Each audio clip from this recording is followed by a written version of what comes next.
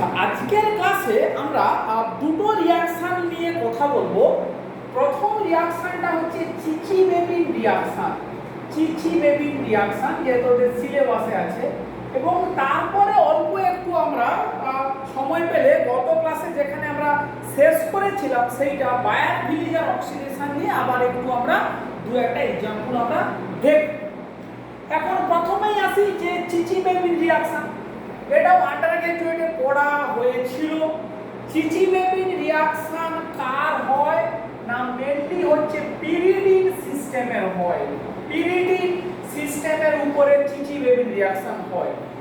কে reaction করে না, sodamide NaNH2 in liquid ammonia সলভেন্টের মধ্যে হয় রিয়াকশনটা। হয়ে কি প্রোডাক্ট তৈরি হয় না, দুটো প্রোডাক্ট হতে পারে। একটা প্রোডাক্ট হতে পারে 2 অ্যামিনো পিরিডিন বা হতে পারে 4 অ্যামিনো পিরিডিন, এই দুটো প্রোডাক্ট হতে পারে। তাহলে কি আমরা বলছি না, চিচি-বেবিন রিয়াকশন হয় পিরিডিনের উপরে, সোডামাইড লিকুইড অ্যামোনিয়া দিয়ে রিয়াকশন করালে এই রকমই দুটো প্রোডাক্ট হতে পারে। অবভিয়াসলি টেম্পারেচার ডিপেন্ডেন্ট এই দুটো প্রোডাক্ট। আর এখানে N-ডাইমিথাইল হিলিন দেওয়া হয় এজ এ সলভেন্ট হিসাবে এইটা থাকে। তাহলে এই রিঅ্যাকশনটাকে বলা হয় চিচি-বেবিন রিঅ্যাকশন। তাহলে এখন মেইনলি হচ্ছে লো টেম্পারেচারে এই টু প্রোডাক্টটাই মেজর হয় এবং এই টু অ্যামিনোটাকেই আমরা এমফাসাইজ করব। এরই রিঅ্যাকশনের মেকানিজম আমরা একটু বোঝার চেষ্টা করব।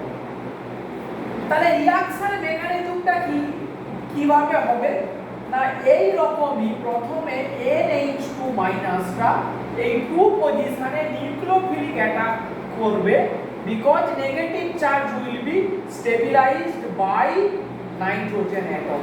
নাইট্রোজেনের উপরে এই নেগেটিভ চার্জটা ইলেকট্রোনেগেটিভের উপরে এই নাইট্রোজেন এর এই চার্জটা আছে, এটা স্টেবিলিটি পায়।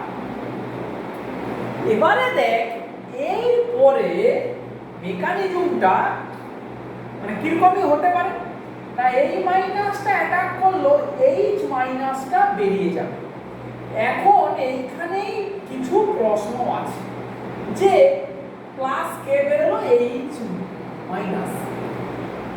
এই H minus very bad living group, মানে ও হঠাৎ করে বেরোবে কেন? এখন মজার কথাটা হচ্ছে যে এইটাকে যদি এরকম করে আমরা একটু চিন্তা করি যে সামহাউ কোনোভাবে রিঅ্যাকশন মিডিয়ামে ইকুইলিব্রিয়ামে যদি সামান্যতম এই প্রোডাক্টটা প্রথমে একটু তৈরি হয়, ও অ্যাকচুয়ালি নেক্সট মেকানিজমটাকে এইভাবে ড্রাইভ করে। কিভাবে? এই NH2 প্লাস 2 অ্যামিনো পিরিডিনটাকে যদি আমি ঘুরিয়ে লিখি এরকম করে NH, কি হবে? N মাইনাসটা অ্যাটাক করলো, এখান থেকে হাইড্রাইড মাইনাস এই 2 অ্যামিনো পিরিডিনের একটা প্রোটনকে খেয়ে নিলে কি তৈরি হবে না, দেখ এটা এই NH2 প্লাস এইটা যেটা হলো তৈরি সেটা হবে NH মাইনাস। এই রকমই একটা ইকুইলিব্রিয়াম তৈরি হবে। অ্যাকচুয়ালি এটাই হচ্ছে গিয়ে প্রোডাক্ট, এটা মাইনাস মানে সোডিয়াম সল্ট Na+। তাহলে চিচি-বেবিন রিঅ্যাকশনের অ্যাকচুয়াল প্রোডাক্ট হচ্ছে কিন্তু এইটা, মাইন্ড দ্যাট, বিফোর ওয়ার্কআপ। তাহলে রিঅ্যাকশনটাকে ওয়ার্কআপ করার আগে আমি এই প্রোডাক্টটা পাই, যেই এটা তৈরি হলো এ আবার পরের স্টেপে যাবে, এখান থেকে this will go for next step to accept one more hydride minus. তাহলে আবার এটা তৈরি হবে, এইটা তৈরি হবে। তাহলে মেন আমরা মেকানিজমটাকে এভাবেই, মানে এই মেকানিজম আন্ডারগ্র্যাজুয়েটে বলা হয় না, একটু কমপ্লিকেটেড হয় বলে, কিন্তু মাস্টার ডিগ্রি লেভেলে এইটাই অ্যাকচুয়াল মেকানিজম এবং এইটাই ওয়ার্কআপ। এই প্রোডাক্টটাকে ফাইনালি জল দিয়ে কোয়েঞ্চ করলে এটা প্রোটোনেটেড হয়ে যায় and you will obtain the final product to aminopyridine as a final product. So this reaction is called Chichi-Bebin reaction.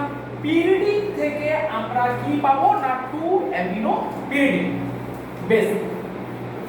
এবারে এর এই Chichi-Bebin reaction pyridine থেকে আরো যে সব সিস্টেমগুলো আছে পিরিডিনের মতো বা পিরিডিনের ডেরিভেটিভ কি যেমন সেগুলো না কুইনোলিন এবং আইসোকুইনোলিন এই সিস্টেমগুলোতেও একই রকম ভাবে Chichi-Bebin রিঅ্যাকশন হয়। তো আমরা এক এক করে একটু দেখি। তাহলে এইটা হচ্ছে কি আমার কুইনোলিনের উপরে সোডামাইড দেওয়া হলো লিকুইড অ্যামোনিয়া। টেম্পারেচারের খুব বিশাল আছে রোল, -66 ডিগ্রি সেন্টিগ্রেড। এখানে এক্সপেরিমেন্টালি সোডামাইডের বদলে পটাশিয়াম অ্যামাইড নেওয়া হয়। কি হয় না প্রথমে একই রকম ভাবে অ্যামাইডটা অ্যাটাক করলে কি হবে এটা -HNH2 এটা যেমন ছিল তেমন প্রথমে এই রকমই একটা ইন্টারমিডিয়েট তৈরি হলো এই টেম্পারেচারে কোথায় -66। যদি টেম্পারেচারটা গ্রেটার দেন -33 ডিগ্রি সেন্টিগ্রেড হয়ে যায়, সরি যদি গ্রেটার দেন -45 ডিগ্রি সেন্টিগ্রেড হয়ে যায়, ভাব -66 ছিল, টেম্পারেচার বেড়ে কি হবে যদি -45 এর থেকে বেশি হয় তখন এইটা আইসোমারাইজ করে, এই ইন্টারমিডিয়েটটা আইসোমারাইজ করে কোথায় যায় না 4 পজিশনে যায়। এটা এই এবারে এই অবস্থাতে -66 ডিগ্রি সেন্টিগ্রেডে KMnO4 যদি দেওয়া হয়, KMnO4 কি করে না অক্সিডাইজিং এজেন্ট। কাকে অক্সিডাইজ করবে? Hydride minus. ভালো করে বুঝে রাখ H মাইনাস, কারণ oxidizing agent is seeking for electron. Hydride মাইনাসকে অক্সিডাইজ করে হাইড্রোজেন গ্যাসে কনভার্ট করবে। তাহলে এই প্রোডাক্টটা ফাইনালি কি পাবি না এইরকমই 2-aminophenolene। সিমিলারলি এই কম্পাউন্ডটাকে -45 এর বেশিতে KMnO4 দিয়ে যদি ট্রিট করা হয় তাহলে আমরা পাবো 4-aminophenolene। তাহলে কুইনোলিনের উপরে Chichi-Bebin রিঅ্যাকশন খুবই লো টেম্পারেচারে হচ্ছে এবং সেইটা ডিপেন্ড করছে যে কত ডিগ্রি সেন্টিগ্রেডে টেম্পারেচারটা হয়। এইটা কিন্তু একটু মাথায় রাখতে হবে। নেক্সট, যদি আমরা আইসোকুইনোলিন নেই, কুইনোলিনের বদলে আইসোকুইনোলিন মানে নাইট্রোজেনটা এদিকে সরে গেল, তখন KNH2 liquid ammonia room temperature এখানে এক জায়গাতেই অ্যাটাক হয় আর মাল্টিপল কোথাও নয়।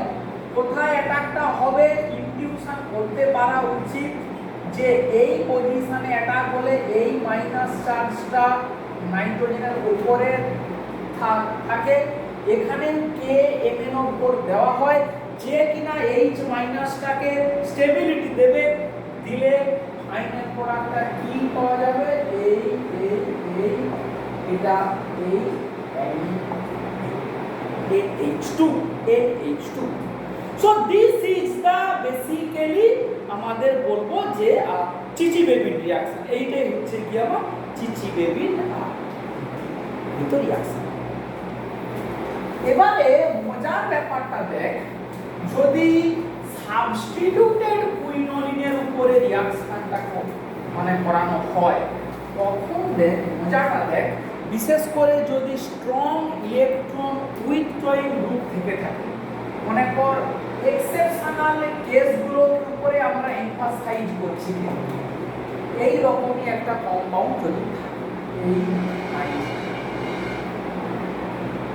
এর উপরে যদি KNH2 বা সোডিয়াম মানে সোডামাইড লিকুইড অ্যামোনিয়া দেওয়া হয়, তখন কিন্তু এপাশের রিংয়ে অ্যাটাক হয়, এই রিংয়ে অ্যাটাক হয় না, কারণ নাইট্রো গ্রুপ বেটার নেগেটিভ চার্জটাকে স্টেবিলাইজেশন দিতে পারে। মানে নাইট্রো গ্রুপের মধ্যে ধর আমি যদি এরকম করে দেখাই N ডবল বন্ড ও N মাইনাস N প্লাস, তাহলে NH2 মাইনাস এখানে অ্যাটাক করলে এই ডবল বন্ডটা এরকম করে ভেতরে গিয়ে স্টেবিলিটি পাবে। H NH2 এই double bond N O minus N plus এই হয়ে গেল। এবারে কি হবে, এ অ্যাটাক করলো, এ চলে এলো, H মাইনাসটা বেরিয়ে গেল। কেউ একটা কোনো অক্সিডাইজিং এজেন্ট নিশ্চয়ই আছে, ওটাকে এখানে N স্টেবিলিটি দেওয়ার জন্য, তাহলে ফাইনাল প্রোডাক্ট কি পাবো, এই অ্যামিন এই নাইট্রোজেন। তাহলে এই রিঅ্যাকশনটা বলার বেসিক উদ্দেশ্যটা কি? বেসিক উদ্দেশ্যটা হচ্ছে যে সব সময় এই যে নাইট্রোজেন কন্টেনিং রিং এর উপরে অ্যাটাকটা হবে তা নয়, মেন কথাটা কি না কোথায় বেটার স্টেবিলিটি পাচ্ছে, কোথায় বেটার স্টেবিলিটি পাচ্ছে, এইটা গেল একটা পয়েন্ট। নেক্সট যে পয়েন্টটা আমরা বলবো দেখ চিচিবেবিনে আইসোকুইনোলিনের উপরে একটা বিখ্যাত রিঅ্যাকশন আছে, সেইটা হচ্ছে এইটা, এই ব্রোমো আইসোকুইনোলিন। এই ব্রোমো আইসোকুইনোলিনের উপরে যখন সোডামাইড লিকুইড অ্যামোনিয়া দিয়ে বিক্রিয়াটা করানো হয়, তখন ঠিক ব্রোমিন যেখানে আছে সেইটা ব্রোমিন সাবস্টিটিউটেড হয়ে অ্যামিনটা আসে, এই প্রোডাক্টটা তৈরি হয়। এখন প্রশ্ন হচ্ছে যে এই রিঅ্যাকশনে তাহলে মেকানিজমটা কি, যেন অ্যাচিড এরকম একটা যেন অ্যামিনটা অ্যাটাক করলো, ব্রোমিনটা গিয়ে তো বেরিয়ে গেল, বা কেউ এই বিক্রিয়াটাকে বলতে পারে যে ভায়া বোধ হয় বেঞ্জাইন ইন্টারমিডিয়েটের থ্রু দিয়ে যেতে পারে, এই এইচটাকে খেয়ে নিল, অ্যাটাক করলো, বিয়ার বেরোলো, এই অ্যামোনিয়া অ্যাটাক করলো, এইভাবে থ্রু বেঞ্জাইন। কিন্তু রিঅ্যাকশনটা ওরকমই নয়, রিঅ্যাকশনের মেকানিজমটা সম্পূর্ণ একটু অন্য রকমই এবং খুব ইন্টারেস্টিং। কিরকমই, এই আছে এই বিআর NH2 মাইনাস নরমাল নিয়ম মেনে আইসোকুইনোলিনের যেখানে অ্যাটাক করার কথা সেখানেই অ্যাটাকটা করে, এই H NH2 এই মাইনাস এই এখানে বিআরটা আছে। নেক্সট কি এবারে হয় না রিংটা ওপেন করে, এইটা এই অ্যাটাক করলো, এটা এই গেল, এটা এই গেল, একটা 3-3 সিগমা টপিকটা আমরা টাইপের বলতে পারি, 3-3 সিগমা টপিক রিঅ্যারেঞ্জমেন্টের কথাটা আমরা চিন্তা করতে পারি। এই যে রিংটা যেভাবে খুললো, এই ডবল বন্ড, এখানে NH2 আছে, এটা এই ডবল বন্ডটা এখানে গেছে, এটা এই গেছে, এখানে N মাইনাস, এখানে এই গ্যাপ আছে। নেক্সট কি হয়, N মাইনাসটা অ্যাটাক করলো, বিআরটা বেরিয়ে গেল, ফলে ওখানে একটা সায়ানাইড তৈরি হলো, এই ডবল বন্ড এই সি এই ট্রিপল বন্ডেড, এটাকে ঘুরিয়ে লিখলে এই NH2। এবারে খুব সহজ, এই লোডে একটা সায়ানাইড অ্যাটাক করলো, এটা খুলে গেল, তাহলে আবার কি চলে এলো, একটা 6 মেম্বার রিং, এই N H এই ডবল বন্ড এই ডবল বন্ড এই ডবল বন্ড NH, এবারে কি হবে, এইটা এরকম করে অ্যাটাক করলো, এরকম করে টটোমারাইজ করলো, তো ফাইনাল প্রোডাক্টটা আমরা এইভাবে পেয়ে গেলাম। এই ডবল বন্ড, এই ডবল বন্ড, এই NH2,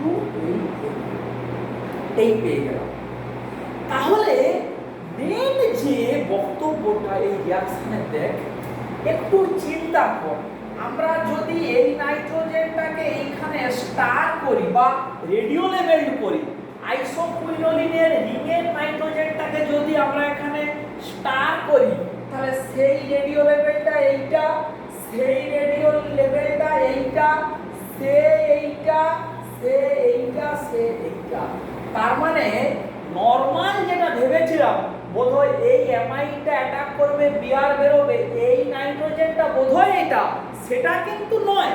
পুরো মেকানিজম চোখে আঙুল দিয়ে দেখিয়ে দিল যে ঠিক উল্টোটা, যে যে অ্যামাইনটা বাইরে থেকে আসছে সে এখন রিংয়ের নাইট্রোজেন হলো, আর যে ছিল রিংয়ের নাইট্রোজেন সে চলে গেল বাইরে। তাহলে রেডিও লেভেলিং যদি করে দেয়, আমাদের কিন্তু বলতে পারা উচিত যে কোন নাইট্রোজেন কোনটা। ঠিক আছে, তাহলে এইটা গেল কি আমাদের মোটামুটি এই চিচি বেবি রিঅ্যাকশনের পার্ট। আজকের ক্লাসের প্রথম হাফটা আমরা এখানেই শেষ করলাম। এরপরে আজকে যে পার্টটা আমরা পড়বো সেটা আমরা গতদিন শুরু করেছিলাম, which is called বায়ার-ভিলিজার অক্সিডেশন। সেটাকে নিয়েই আমরা আজকের ক্লাসটা কন্টিনিউ করব। তাহলে আমরা আগের দিন কি বলেছিলাম, বায়ার-ভিলিজার রিঅ্যাকশন কার হয় না কার্বনিল কম্পাউন্ডের হয়, এবং কার্বনিল কম্পাউন্ডের হয়ে একটা অক্সিজেনের ইনসারশন হয়, এবং ডিপেন্ডিং আপন সাইক্লিক না অ্যাসাইক্লিক কার্বনিল আমরা বলেছিলাম হয় এস্টার বা ল্যাকটোন তৈরি হয়। আমরা যদি কিছু এক্সাম্পল নেই, particularly bridge compound, bridge carbonyl, কারণ এগুলোর মধ্যে কিছু এক্সেপশনাল কেস আছে, ব্রিজ কার্বনিল কম্পাউন্ড। সেই ব্রিজ কার্বনিলে একটু মুখস্থ রাখতে হবে, যদি এই রকমই হয়, এই যদি আমার কম্পাউন্ডটা হয় এই রকমই একটা ব্রিজ কার্বনিল, এর উপরে CH3CO3H পার অ্যাসিটিক অ্যাসিড দিয়ে যদি আমরা বায়ার-ভিলিজার করি, তাহলে এবারে দেখ এই কার্বনিলের এপাশেরটা হচ্ছে 1 ডিগ্রি অ্যালকিল, এটা ভালো করে বুঝে নে। এই কার্বনিলের এদিকেরটা 1 ডিগ্রি অ্যালকিল, এই কার্বনিলের এপাশের সেন্টার এটা 3 ডিগ্রি অ্যালকিল। আমি কিন্তু বায়ার-ভিলিজারের মেকানিজমের মধ্যে যাচ্ছি না, ওটা আন্ডার গ্রাজুয়েটে হয়েছে পড়ানো, ওটা তোদের কাজ, ওখান থেকে আবার প্র্যাকটিস করে নিবি। তাহলে এখানে আমরা আন্ডার গ্রাজুয়েটে পড়েছি যখন দুপাশে দুটো ডিফারেন্ট অ্যালকিল আছে, তখন 3 ডিগ্রি অ্যালকিলের মাইগ্রেটরি অ্যামপ্লিটিউড 1 ডিগ্রি অ্যালকিলের থেকে বেশি হয়, 3 ডিগ্রি অ্যালকিলের মাইগ্রেটরি অ্যামপ্লিটিউড 1 ডিগ্রি অ্যালকিলের থেকে বেশি। এবং এটাও আমরা দেখেছি বায়ার-ভিলিজারে যে গ্রুপটা মাইগ্রেট করে সেই গ্রুপ এবং কার্বনিলের মাঝখানে অক্সিজেনের ইনসারশন হয়, তাহলে এই কম্পাউন্ডটার উপরে যদি বায়ার-ভিলিজার করি, 3 ডিগ্রি এন্ড 1 ডিগ্রির মধ্যে 3 ডিগ্রির মাইগ্রেটরি অ্যামপ্লিটিউড বেশি, তাহলে এই বন্ডটার মাঝখানে এই জায়গাটাতে অক্সিজেনের ইনসারশন হবে, এইখানে অক্সিজেনের ইনসারশন হবে। ফলে ফাইনাল যে প্রোডাক্টটা আমরা পেতে পারি বা পাবো এখানে, সেই প্রোডাক্টটা হচ্ছে এইখানে অক্সিজেনটা আমার, এইটা হচ্ছে গিয়ে নিয়ম। এইবার এখানে একটা এক্সেপশন আছে। এক্সেপশন কি, যদি এই কম্পাউন্ডটাকে নেওয়া হয় বায়ার-ভিলিজার, এইখানে এইগুলো মিথাইল আছে এবং এখানে এই সিওটা এখানে আছে, এই রকমই যদি একটা বায়ার-ভিলিজারের কথা আমরা চিন্তা করি, তখন দেখ এই সেন্টারটা 1 ডিগ্রি অ্যালকিল, সেম CH3CO3H পার অ্যাসিটিক অ্যাসিড, এটা 1 ডিগ্রি অ্যালকিল, এটা 2 ডিগ্রি অ্যালকিল, এটা 1 ডিগ্রি অ্যালকিল, এটা 2 ডিগ্রি অ্যালকিল। এক্সেপশনটা কি, না এই এক্সেপশনটা মুখস্থ রাখতে হবে যে এই পার্টিকুলার কেসটার ক্ষেত্রে কোনো নিয়ম আমরা কিন্তু কেন হচ্ছে বলতে পারবো না। 1 ডিগ্রি অ্যালকিলের মাইগ্রেটরিটা বেশি হয় মানে এই বন্ডটার মাঝখানে অক্সিজেনের ইনসারশন হয়, মানে এই জায়গাটাতেই অক্সিজেনের ইনসারশনটা ঘটে, ফলে যে প্রোডাক্টটা আমরা এখানে পেতে পাই সেই সেই সেই প্রোডাক্টটা হচ্ছে কি এইটা, এই সরি এই CH2 এই O এই CO, এই প্রোডাক্টটা আমরা পাই। দিস ইজ দ্য, তাহলে এই এক্সেপশনাল এক্সাম্পল গুলোকেই কিন্তু একটু মনে রাখার প্রয়োজনীয়তা আছে। বেশ, তাহলে এটা মুছে দিচ্ছি। এরপরে যে এক্সাম্পলটাতে আমরা আসবো সেই এক্সাম্পলটা দেখ, খুব মানে বিউটিফুল এক্সাম্পল, প্রচুর মানে দিয়েছে আন্ডার গ্রাজুয়েটেও, এটা আমরা করিয়ে দিয়েছিলাম, তবু এখানেও আবার একবার একটু আমরা করিয়ে দিই যে এটা একটা বিখ্যাত এক্সাম্পল। এইটার এই সি ডবল বন্ড ও, এখানে হাইড্রোজেন, এই CH2O BN stands for benzyl group. এরকম একটা আছে, এর উপরে দিলাম MC, এইটার উপরে দেওয়া হলো MC দিয়ে কি হবে বায়োফিলিজম।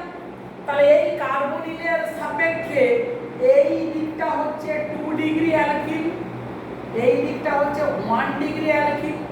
কে মাইগ্রেট করবে না 2 ডিগ্রি অ্যালকিলের মাইগ্রেটরি অ্যামপ্লিটিউড 1 ডিগ্রি থেকে বেশি, ফলে এই বন্ডটার মাঝখানে অক্সিজেনের ইনসারশনটা হয়। তাহলে অক্সিজেনের ইনসারশন হলে কি হবে, এই এটা এই ঢুকলো, এই H, এটাকে লিখলাম R, এত বড় এই গ্রুপটাকে না লিখলে ওটাকে লিখলাম R, এই ডবল বন্ড, এই অক্সিজেন, এই সি ডবল বন্ড। তাহলে এইটা আমার বায়োফিলিজার করলে এইটা আমার চলে এলো। তাহলে কি পেলাম, একটা সাইক্লিক এস্টার বা কি পেলাম, একটা ল্যাকটোন পেয়ে গেলাম। এই ল্যাকটোনটাকে যদি অ্যালকালি দিয়ে হাইড্রোলিসিস করি, নরমাল একটা BASO2 মেকানিজম অ্যাটাক করলে এই অ্যাটাক করলো, এই খুলে গেল। তাহলে আমি যদি মোটামুটি করে প্রোডাক্টটাকে ভালো করে লিখতে চাই, এই HR, এটা হবে O মাইনাস, এটা CH2 C double bond O minus, মানে এই ইলেকট্রনটা ভাঙলে মোদ্দা কথা হলো এইটা। এখন এই মলিকুলটাকে, তাহলে এইটা যদি ভেঙে যায়, যদি এটাকে ফ্ল্যাট করে এদিকে শুইয়ে দিই, দিস ইজিক্যাল টু কি হবে, ফ্ল্যাট করে শুইয়ে দিলে এটা এই আসবে, এটা এই ডবল বন্ড, ফ্ল্যাট করে শুইয়ে দিলে আরটা অ্যাবাভ দা প্লেন যাবে, এইচটা বিলো দা প্লেন যাবে। এইখানে O মাইনাস মানে OH আসবে বিলো দা প্লেন, এইখানে CH2 C double bond O minus আসবে বিলো দা প্লেন। এটাকে ভাব, এটাকে এরকম করে যদি ফেলে নেই, এই H, এই O মাইনাস, এই পুরো গ্রুপটা বিলো দা প্লেনে যাবে, বিলো দা প্লেন, আর এই আটটা আসবে অ্যাবাভ দা প্লেন, বলে এইটা আমার এই অ্যাবাভ দা প্লেনে চলে। তাহলে এই রকমই একটা ইন্টারমিডিয়েট আমরা পেয়ে গেলাম। এইটার উপর একটা বিখ্যাত রিঅ্যাকশন I2 পটাশিয়াম কার্বনেট দিলাম, আয়োডো ল্যাকটোনাইজেশন। চিন্তা করলে কি হবে না, এইখানে OH ও বিলোতে আছে, এ গ্রুপটাও বিলোতে আছে, ফলে উল্টো দিক থেকে সাইক্লিক আয়োডোনিয়াম আয়নটা অ্যাবাভ দা প্লেনে এখানে তৈরি হলো।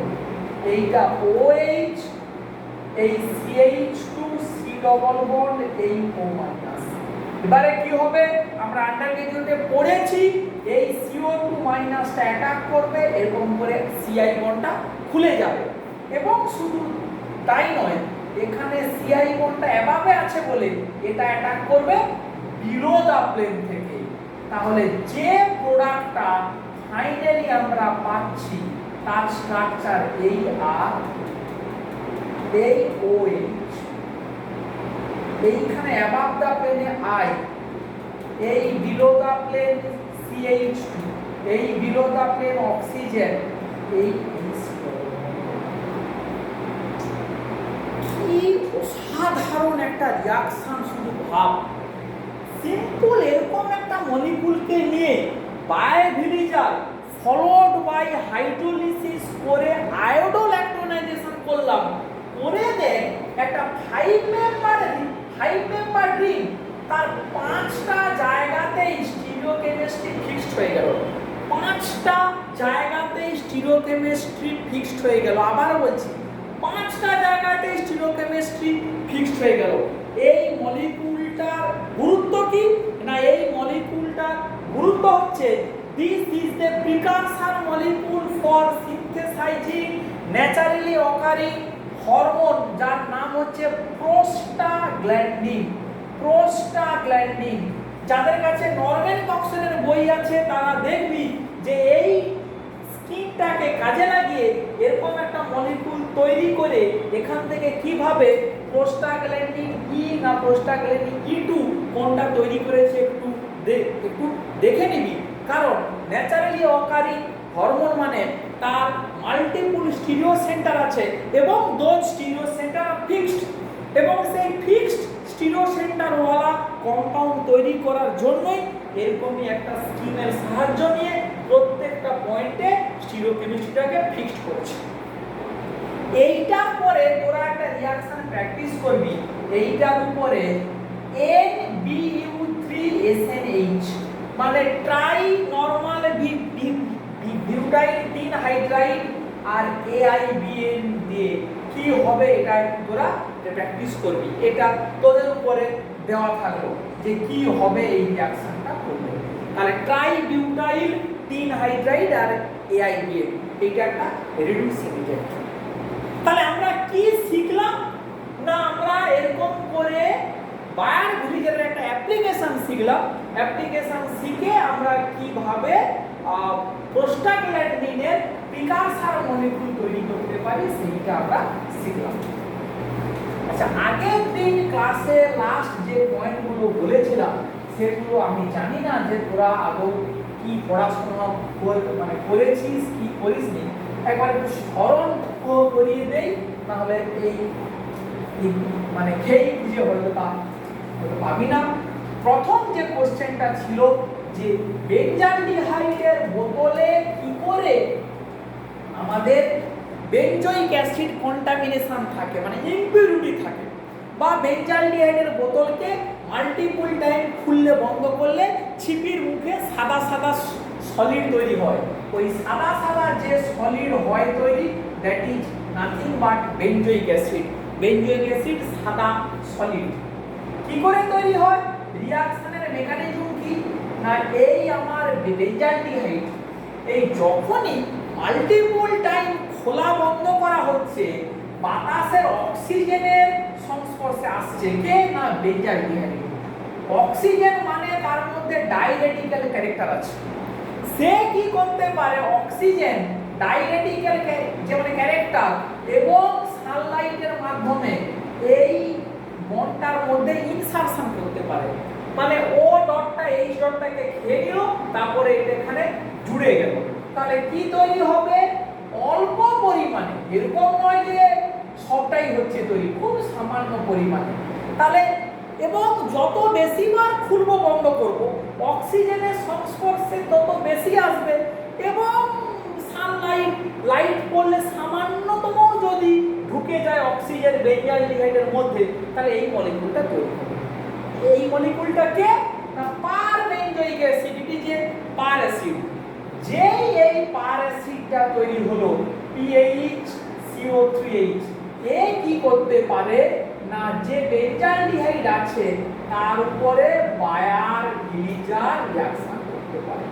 তাহলে বায়ার ভিলিজার করলে আমরা অ্যালডিহাইডের উপরে বায়ার ভিলিজার করলে এই বিটুইন পিএইচ আর এইচ, এইচ এর মাইগ্রেটরি অ্যাপটিটিউড বেশি বিটুইন পিএইচ এন্ড এইচ, তাহলে এই বন্ডটার মাঝখানে অক্সিজেনের ইনসারশন হবে, ফলে কি তৈরি হবে P H C double bond OH.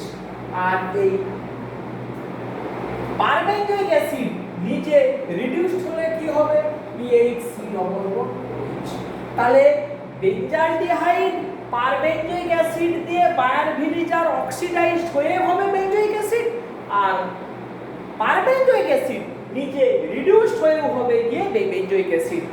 এই বেঞ্জয়িক অ্যাসিড ওই বেঞ্জালডিহাইডের ছিপির নিচে সাদা গুঁড়ো গুঁড়ো হিসাবে ডিপোজিশন হয়।